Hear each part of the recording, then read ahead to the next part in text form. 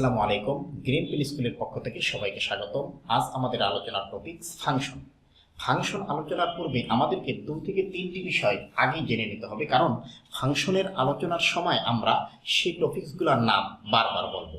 সেই টপিকসগুলোর প্রথমটিকে বলা হবে চলক, দ্বিতীয়টি হলো অন্যায়। তাহলে প্রথমেই আমরা চলক সম্পর্কে একটা ধারণা নিই। চলক কাকে বলে? যদি কোনো প্রতীক কোনো একটি সেটের সবগুলি উপাদানকে ডিনোট করে অর্থাৎ নির্দেশ করে, তবে ওই প্রতীককে ওই সেটের চলক বলে।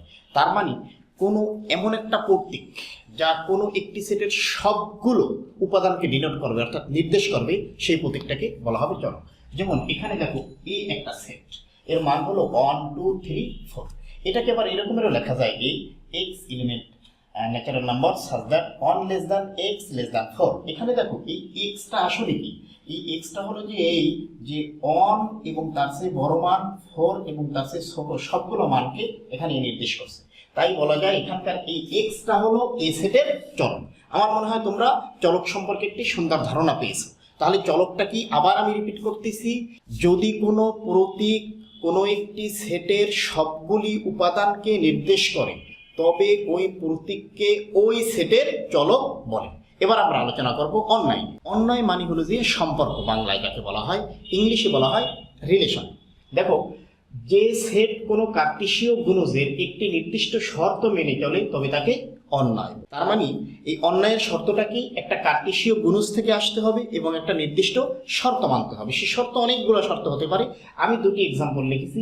এমন শর্ত, এরকমের একটা শর্ত হতে পারে যে এক্স এর মানটা ওয়াই এর চেয়ে ছোট হইতে হবে বা ওয়াই এর মানটা হবে এক্স এর মানের উপরে স্কয়ার। তাহলে অন্যায় সম্পর্কে তোমাদেরকে একটি বাস্তব এক্সাম্পলের মাধ্যমে বিষয়টা ক্লিয়ার করি। এখানে এ সেট 1 2 3, বি সেট 2 3 4, এটাকে আমরা কার্টেসীয় গুণজ করব। দেখো কার্টেসীয় গুণজ, তাহলে এর মান এবং বির মানকে আমরা এখন গুণ করব। তাহলে গুণ করলে কি হয়? 1 দিয়ে যদি 2 কে গুণ করি তাহলে 1, 2, যদি 1 দিয়ে 3 করি তাহলে 1, 3, যদি আমি 1 দিয়ে 4 করি তাহলে 1, 4। এবার 1 দিয়ে কাজ হলো, এবার 2 দিয়ে করব।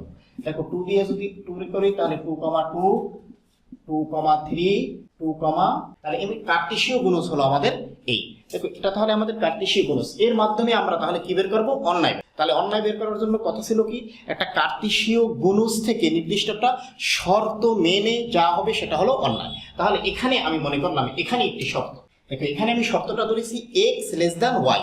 এই শর্ত অনুসারে আমরা দেখবো তাহলে এখানকার রিলেশনটা বা অন্যায়টা কি। দেখো এই শর্ত অনুসারে এখানে রিলেশনটা কেমন? দেখো তাহলে এমন ক্রমজোর হতে হবে যেটা x টা y এর চেয়ে ছোট হবে। দেখো এই মানটা y এর চেয়ে ছোট, এই মানটা y এর চেয়ে ছোট, x এর মান, এই মানটা y এর চেয়ে ছোট। এইটা কিন্তু সেই শর্তের ভিতরে পড়ে না, অতএব এটা কিন্তু এখানে অন্যায় না। আবার এই 2 মানটা 3 এর চেয়ে ছোট, এই মানটা ওই 4 এর চেয়ে ছোট, এই মানটা আবার সেই শর্তের ভিতরে পড়ে না, এই মানটাও শর্তের ভিতরে পড়ে না, আবার এই মানটা সেই শর্তের ভিতরে পড়ে। তাহলে আমাদের অন্যায়টা হলো কি? তাহলে আমাদের অন্যায় হলো এই শর্ত অনুসারে আমাদের অন্যায় হলো এই। এবার আমরা আরেকটি উদাহরণের মাধ্যমে আরেকটি শর্ত দিয়ে আমরা দেখি অন্যায়টা আসলে কি। এখানে এ একটি সেট, বি একটি সেট, এর কার্টেসীয় গুণজটা করলাম আমরা এই। এখন আমরা এই কার্টেসীয় গুণজের থেকে এই শর্তটাকে মেনে আমাদের অন্যায়টা কি সেটা আমরা এখন দেখবো। তাহলে এই শর্তটা মানছে কি কি? দেখো এমন কিছু কিছু মান যেটা x এর মানের উপর স্কয়ার করলে যেন y এর সমান হয়। তাহলে দেখো সেই মান কি কি হতে পারে? দেখো দেখো এই কয়টি শর্ত আছে। দেখো x এর মানের উপর স্কয়ার করলে y এর মান পাওয়া গেছে, x এর মানের উপর স্কয়ার করলে কি y এর মান পাওয়া গেছে। এখানে কি x এর মানের উপর স্কয়ার করলে কি y এর মান পাওয়া যাচ্ছে? তাহলে এই শর্ত অনুসারে এটা কি অন্যায়। তাহলে অন্যায়টা কি আবার আমরা বলি। তাহলে অন্যায়টা হলো এমন একটি কার্টেসীয় গুণজ যা একটি নির্দিষ্ট শর্ত মেনে চলে এবং সেই শর্ত মেনে চলে যে সম্পর্কটা তৈরি হয় সেই সম্পর্কটার নাম কি? অন্যায় বা রিলেশন, বাংলায় যাকে বলা হয় সম্পর্ক। সবাইকে ধন্যবাদ।